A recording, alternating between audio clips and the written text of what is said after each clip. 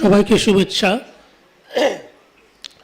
আজকে ন্যায্যনগর ইশতেহার শিরোনামে river and delta research centre যে সেমিনার আয়োজন করেছে, এজন্য আমি তাদের আয়োজনকারীদের ধন্যবাদ দিচ্ছি। আসলে বাংলাদেশে যানবাহন ব্যবস্থা বা যাতায়াত ব্যবস্থা নানা কারণেই আলোচনার বিষয় হয়েছে। এর কারণ দুর্ঘটনা, মৃত্যু, বায়ু দূষণ। পৃথিবীর সবচেয়ে বেশি বায়ুদূষিত শহরগুলোর মধ্যে এখন ঢাকা। এখানে গাড়ির হর্নের শব্দ নিত্য নৈমিত্তিক ব্যাপার। বেশিরভাগ পরিবহন আজ জীবাশ্ম জ্বালানি দিয়ে চালানো হচ্ছে।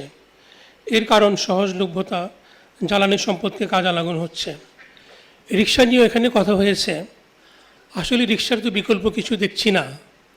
রিক্সা যেমন পরিবেশ বান্ধব, জ্বালানি সাশ্রয়ী, স্বল্প ভাড়া, এর চেয়ে ভালো আর কি হতে পারে, কিন্তু বর্তমান আধুনিক যুগে একটু তেমন গতি নেই। পৃথিবীর এখন বিজ্ঞানীরা জলবায়ু পরিবর্তনের ক্ষতিকর প্রভাব মোকাবেলায় বৈদ্যুতিক গাড়িকেই সমস্যার সমাধান হিসেবে দেখছেন। আমরা হয়তো দেখব অদূর ভবিষ্যতে গ্যাস, পেট্রোল, ডিজেল চালিত গাড়ির জায়গায় এসব বৈদ্যুতিক যানবাহন দখল করে নিচ্ছে। সাইকেল চালানোকে উৎসাহিত করতে হবে। আজকাল রাজপথে সাইকেল চালানোর জন্য আলাদা লেনও দাবি করা হচ্ছে। রাস্তা খোঁড়াখুড়িতে এখন একটি নৈমিত্তিক বিষয় হয়ে দাঁড়িয়েছে। এই জন্য আমাদেরকে ব্যাপক দুর্ভোগ পোহাতে হচ্ছে। অনেক সময় দুর্ঘটনার জন্য রাস্তা নির্মাণ ক্রুটিকেও দায়ী করা হয়। এর পাশাপাশি রাস্তার পাশে যেখানে সেখানে আপনার ময়লা আবর্জনা বা পরিকল্পিত বাস স্টপেজ নির্মাণ করতে হবে।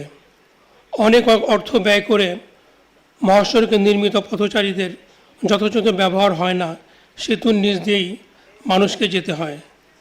জেব্রা ক্রসিংকেও মানুষ অ্যাভয়েড করে চলেছে আজকাল।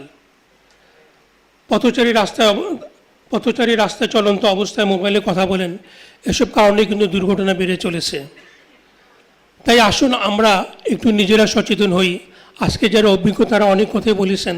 তা আমি আর আমার বক্তব্যকে এখানে দীর্ঘায়িত না করে এখানে শেষ করছি। ধন্যবাদ।